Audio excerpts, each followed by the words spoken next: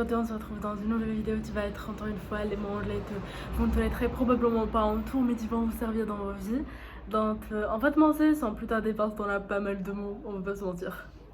Le mot à absolument tout honnête que vous n'allez pas probablement jamais entendre en tout parce que c'est un peu familier, c'est cringe. Alors ça veut dire cringe, ça veut dire tout simplement un truc gênant, voilà.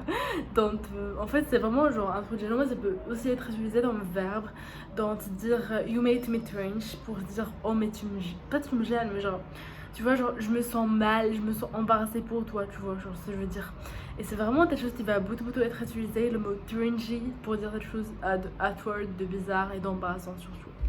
Le deuxième mot qui va souvent être dire, c'est dire on the fence pour dire que tu ne peux pas décider. Donc vous allez dire oh I'm on the fence pour dire un peu comme si j'étais sur genre les deux toits du fait, je sais pas par tel côté partir, tu vois. Genre je suis un peu dans une situation compliquée dans tous les états, je veux me blesser, tu vois. Genre c'est pas pour dire oh je sais vraiment pas comment d'idée, donc je vais dire I'm on the fence for you know lunch, c'est telle chose comme ça. Ensuite, le troisième mot, c'est un mot qui est souvent utilisé, surtout dans la pop culture, notamment lorsqu'on parle de Harry Potter, de fantasy, de livres et tout. C'est le mot chosen family, qui signifie tout simplement famille d'auteur. Donc c'est un peu genre la famille qui n'a certes pas de lien de sang, mais c'est genre tous tes potes, tu vois, genre lorsque vous êtes potes pendant 20 ans et que vous devenez genre, tu vois, super proches et que vos deux deviennent potes, et ben ça veut dire genre chosen family. Donc vous n'avez pas le même sang, mais vous êtes super proches et il y a vraiment un lien entre vous. Et donc voilà, tu vas dire I'm with my chosen family, ça veut dire je suis avec ma famille de Thor. Comme par exemple dans Summer I Turned Pretty, on a la famille de Jeremiah, de Conrad et de Belly qui sont dans des chosen family, puisque eux qui ont décidé de traîner ensemble, voilà. C'est pas, ils n'ont pas du sang en commun. Le prochain mot ça veut dire stan. Stan ça veut dire être fan de telle chose, donc par exemple je vais dire I'm a stan of Taylor Swift pour dire je suis fan de Taylor Swift.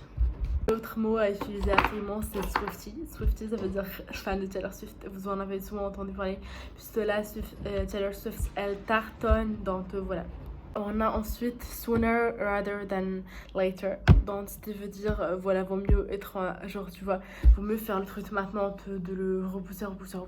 Ensuite le mot at the end of the day, ce qui veut dire pour conclure, voilà, at the end of the day, peu importe de toute façon, at the end of the day ça c'est pas utile, like at the end of the day it's not useful. La Dear John letter, alors c'est pas juste une chanson de Taylor Swift il faut savoir, mais Dear John c'est une manière d'écrire une lettre dans laquelle on rend avec une certaine personne, voilà.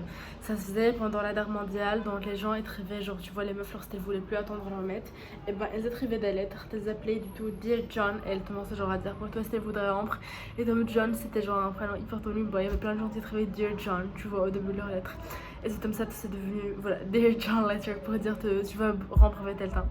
Donc voilà, c'est un peu l'expression de Dear John. Et plein de films qui s'appellent Dear John et tout. In the top of all pour dire voilà, c'est plein de choses positives, par exemple oh j'ai mangé, I ate an amazing burger, I watched the great series, and on top of all of that my friends came home and visited me. Donc pour dire qu'il y a eu plein de choses qui se sont passées qui étaient géniales, incroyables. Champagne problems, alors ça n'a pas de rapport avec l'alcool parce que je pensais pendant très longtemps que ça voulait dire genre être alcoolique, donc à chaque fois que j'entendais les chansons de Taylor Swift Champagne problems je ne comprenais pas, et puis j'ai vu en fait quelque part que ça voulait juste dire problème de riche blanc généralement, donc c'est un peu pour dire voilà c'est des problèmes qui sont très silly, qui ne m'attirent pas pour l'humanité mais qui ont une importance pour cette personne. On va dire oh he's with his champagne problems, he has champagne problems pour dire qu'il a vraiment des problèmes un peu de merde si ça va bien, mais pour lui c'est des problèmes en fait. Les langues, donc il faut s'accrocher, mais one for the money, two for the show, three to the charity and four to do. Donc voilà, c'est une petite analogie avec la chanson de Taylor Swift. One for the money, two for the show, I never was ready so I watched you do. Et surtout ça vient de 1800 en fait, et à la base c'était un jeu pour enfants, donc voilà c'était one for the money, two for the show, three to the charity and four to do. Donc un peu ça veut dire genre tu vois pour commencer une tour, c'est bon on va dire ça. Voilà, donc ça montre que Taylor elle a vraiment genre tu vois de l'intelligence. On a mine pour dire méchant évidemment.